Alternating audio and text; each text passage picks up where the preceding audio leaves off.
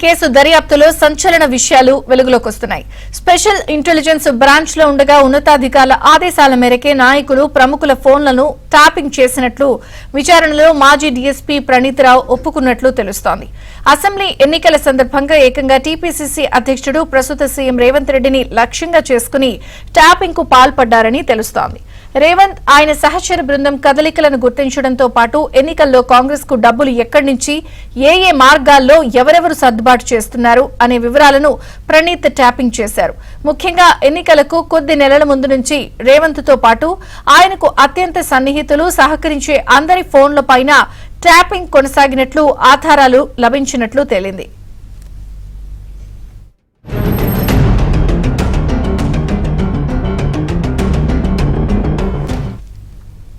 అప్పటి అధికార party BRS ఆదేశాల మేరకు నడుచుకున్న ప్రణీత్ రాజకీయ నాయకులు పోలీసులతో పాటు ప్రైవేట్ వ్యక్తుల సహకారం కూడా తీసుకున్నారు.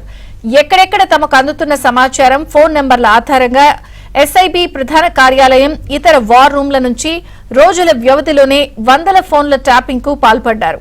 హార్డ్ డిస్కుల ధ్వంసం, కీలక పత్రాల దహనం కేసు దర్యాప్తులో భాగంగా ప్రణీత్ ఫోన్లోని వాట్సాప్ చాటింగ్లను దర్యాప్తు అధికారులు పరిశీలించగా బీఆర్ఎస్ నేతలతో పాటు ప్రైవేటు వ్యక్తుల నుంచి వచ్చిన సందేశాలను పరిశీలించారు. ఎన్నికల్లో డబ్బులు ఎవరెవరి చేతులు మారుతున్నాయి అన్న సమాచారం గుర్తించి కట్టడి చేశారని స్పష్టమైంది.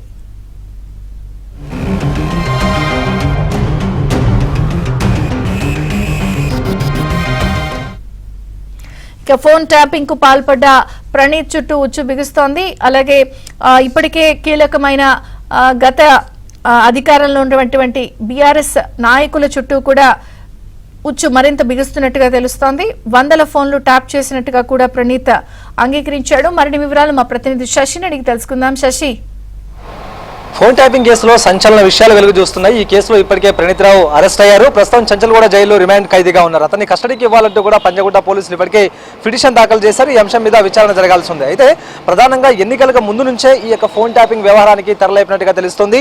తనకు సంబంధించినటువంటి ఉన్నతాధికారుల ఆదేశాల మేరకే ఈ ఫోన్ ట్యాపింగ్ వ్యవహారాన్ని తను నడిపినట్టు ప్రణీత్ రావు ఇప్పటికే పోలీసుల ముందు స్పష్టం చేశారు. అయితే ఒక ఎస్పీ అలాగే ఎస్ఐబీ మాజీ చీఫ్ నేతృత్వంలోనే ఇదంతా కూడా ఫోన్ ట్యాపింగ్ వ్యవహారానికి తెరలేపినట్టుగా ఆయన పోలీసులకు ఇప్పటికే స్టేట్మెంట్ ఇవ్వడం కూడా జరిగింది. సో ఇక ఎస్పీతో పాటు అలాగే ఎస్ఐబీ మాజీ చీఫ్ ను కూడా విచారించేందుకు పంజగుట్ట పోలీసులు సిద్ధమైపోతున్నారు. అందుకు అనుగుణంగానే ఇప్పుడు నోటీసులు కూడా ఇవ్వబోతున్నారు. అయితే ప్రధానంగా గతంలో ప్రతిపక్ష నేతల్ని టార్గెట్ గా చేసుకునే ఈ ఫోన్ ట్యాపింగ్ వ్యవహారానికి తెరలేపినట్టుగా తెలుస్తుంది. ప్రధానంగా అప్పుడు టీపీసీసీ చీఫ్ గా వ్యవహరిస్తున్నటువంటి రేవంత్ రెడ్డి ఫోన్ ట్యాపింగ్ చేయడంతో పాటు ఆయనకు సంబంధించినటువంటి సహచరుల ఫోన్ల మీద కూడా ప్రత్యేకంగా నిఘా ఉంచారు. అయితే ఎవరెవరితో సంప్రదింపులు జరుపుతున్నారు, ఆ తర్వాత ఇటు రేవంత్ రెడ్డి టీంతో పాటు రేవంత్ రెడ్డికి అనుకూలంగా ఉండేటటువంటి వ్యక్తులు, ఈ అందరి వ్యక్తులకు సంబంధించినటువంటి ఫోన్ల మీద ప్రత్యేకంగా నిఘా ఉంచి ట్యాపింగ్ కు పాల్పడినట్టుగా ఇప్పటికే పోలీసులు ఆధారాలను సేకరించినట్టుగా కూడా తెలుస్తోంది. ప్రధానంగా వార్ రూమ్లను ఏర్పాటు చేసుకుని ప్రైవేట్ వ్యక్తుల సహకారంతో ఈ మొత్తం వ్యవహారానికి తెరలేపినట్టుగా తెలుస్తుంది. ఎస్ఐబీ కార్యాలయంతో పాటు ఎక్కడికక్కడ వార్ రూమ్లను ఏర్పాటు చేసుకుని ప్రైవేట్ వ్యక్తులు ఇచ్చినటువంటి సమాచారం ఆధారంగా అప్పటి ప్రతిపక్ష పార్టీలకు ఎక్కడెక్కడి నుంచి నిధులు అందుతున్నాయి, ఎవరెవరు సహకారం అందిస్తూ ఉన్నారన్న అంశాల గురించి కూడా ప్రత్యేకంగా నిఘా పెట్టి వారి యొక్క ఫోన్లను ట్యాపింగ్ చేసినట్టుగా తెలుస్తుంది. ప్రధానంగా ఎన్నికలకు సంబంధించి కూడా నిధులు ఎక్కడెక్కడి నుంచి వస్తూ ఉన్నాయి, ఎవరెవరికి నిధులు పంపుతున్నారు అన్న అంశాల గురించి వారి ఆర్థిక మూలాలను దెబ్బతీయడానికి వీలుగా వారి యొక్క రహస్యాలను వినేందుకు వీలుగా ఫోన్ ట్యాపింగ్ కు పాల్పడినట్టుగా కూడా తెలుస్తుంది. ఇందుకు అనుగుణంగానే ఇప్పటికే పోలీసుల ఆధారాలు సేకరించారు. ప్రధానంగా బీఆర్ఎస్ నేతల కనుసంధంలోనే ఈ యొక్క మొత్తం వ్యవహారం నడిచినట్టుగా కూడా తెలుస్తుంది.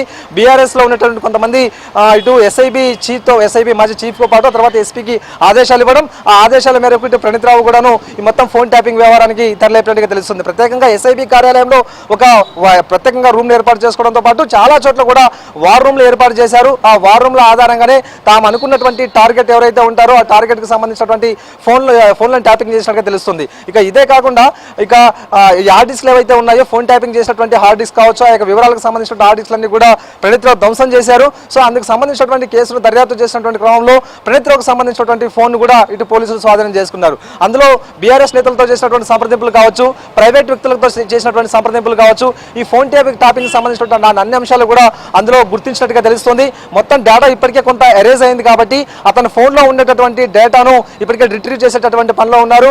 ప్రత్యేకంగా ఇందుకోసం ఒక టీం పనిచేస్తుందంటూ కూడా చెప్పుకోవచ్చు. ప్రణీత్ రావు మొబైల్లో ఉండేటటువంటి డేటాను రికవరీ చేయడానికి ప్రత్యేకంగా సైబర్ నిపుణులు ఇప్పటికే పనిచేస్తూ ఉన్నారు. ఇదంతా ఒక అంశం అయితే ఎవరి ఆదేశాల మేరకు ఈ మొత్తం ఫోన్ ట్యాపింగ్ వ్యవహారానికి తెరలేపారు, అసలు ఈ ఫోన్ ట్యాపింగ్ వ్యవహారం ఎవరు చేయమని చెప్పారన్న అంశాల గురించి కూడా పంజగుట్ట పోలీసులు చాలా లోతైన దర్యాప్తు చేయాలంటూ కూడా భావిస్తూ ఉన్నారు. ఇందుకు అనుగుణంగానే ప్రణీత్ రావుని కస్టడీలోకి తీసుకుంటే దీని వెనకాల ఉన్నటువంటి అసలైన సూత్రధారులు బయటకు వచ్చేటువంటి అవకాశం ఉందంటూ భావిస్తున్నారు. అందుకు అనుగుణంగానే ప్రస్తుతం ఇటు రిమాండ్ లో ప్రణీత్ రావు ఉన్నారు కాబట్టి తమ కస్టడీకి ఇవ్వాలంటూ కూడా కోరుతున్నారు. 7 రోజుల పాటు తమ కస్టడీకి ఇవ్వాలంటూ కూడా ఇప్పటికే నాంపల్లి కోర్టులో పిటిషన్ దాఖలు చేశారు. సో అందుకు అనుగుణంగానే విచారణ జరిగిన తర్వాత ఒకవేళ కస్టడీకి ఇస్తే మాత్రం ప్రణీత్ రావు నుంచి చాలా కీలక విషయాలు వెలుగులోకి వచ్చే అవకాశం అయితే ఉంటుంది.